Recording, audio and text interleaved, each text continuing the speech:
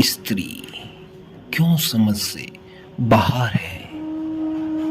ब्रह्मांड का सुशासन सुचारू रूप से चलाने के लिए उन्होंने 3 प्राकृतिक गुणों की रचना की। सत्व, राजस तथा तम नाम से जानी जाती है। साथ ही इन त्रिगुणों के परिचालन हेतु त्रिदेवों की रचना की। निर्माण या रचना, पालन तथा संहार में ये तीनों फिर जन सलन हेतु संतुलित रूप में अत्यंत आवश्यक है। त्रिया चरित्रम अर्थात 3 प्रकार के चरित्र, सात्विक, राजसिक, तामसिक।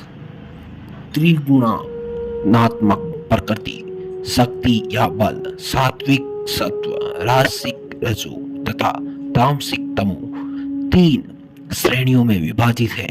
हिंदू वैदिक दर्शन के अनुसार संसार के प्रत्येक और जीवित निर्जीव तत्व की उत्पत्ति या जन्म इन्हीं गुणों के अधीन है। ब्रह्मांड के सुचारू संचालन हेतु इन 3 गुण अत्यंत अनिवार्य है। इनके बिना ब्रह्मांड का संचालन संभव नहीं है। निर्माण, पालन और विनाश के बिना संभव नहीं है। किसी भी एक बल की अधिकता या न्यूनतम संसार चक्र संचालन के संतुलन को प्रभावित कर समस्त व्यवस्था को अचांदित, असंतुलित कर सकता है। विनाश के बिना नूतन उत्पत्ति या सृष्टि करने का कोई लाभ नहीं है। आद्या शक्ति जिन्होंने समस्त जीवित तथा अजीवित तत्व का प्रत्यक्ष तथा अप्रत्यक्ष रूप से निरूपण किया है, वे भी इन्हीं तीनों गुणों के अधीन विभिन्न रूपों में अवतरित हुई महाकाली, पार्वती, दुर्गा, सती तथा अज्ञात सहस्रियों के रूप में वे ही तामसिक शक्तियां हैं। महासरस्वती, सावित्री, गायत्री इत्यादि के रूप में वे ही सात्विक शक्तियां हैं। महालक्ष्मी, कमला इत्यादि के रूप में ही राजसिक शक्तियां हैं। साथ ही इन देवियों के भैरव कर्मश भगवान शिव, ब्रह्मा, विष्णु कर्मश तामसिक, सात्विक और राजसिक बल से संबंधित है।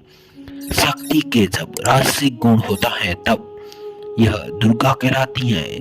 जब तमो गुण प्रखर हो जाता है तब काली कहलाती है। और जब सत्व गुण का प्रभाव बढ़ जाता है तब वह ब्रह्मचारिणी कहलाती है।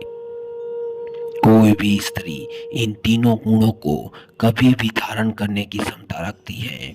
इसलिए कहा जाता है कि स्त्री को कोई भी कभी भी नहीं समझ सकता।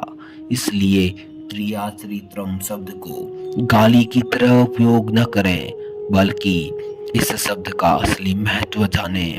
कोई भी स्त्री इन तीनों गुणों के बिना संपूर्ण नहीं होती। यही प्रकृति का नियम है। बस जरूरत है तो इन तीनों गुणों में सही संतुलन की।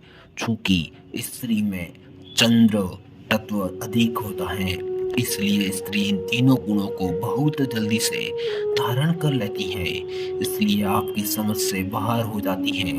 अतः आप इस वीडियो को देखकर जान चुके होंगे कि क्या समझ से बाहर है स्त्री और क्यों है। दोस्तों, जानकारी अच्छी लगे तो हमें लाइक कमेंट करके ज़रूर बताएं और हमारे वीडियो को ज़्यादा से ज़्यादा शेयर कर चैनल को सब्सक्राइब अवश्य करें। धन्यवाद।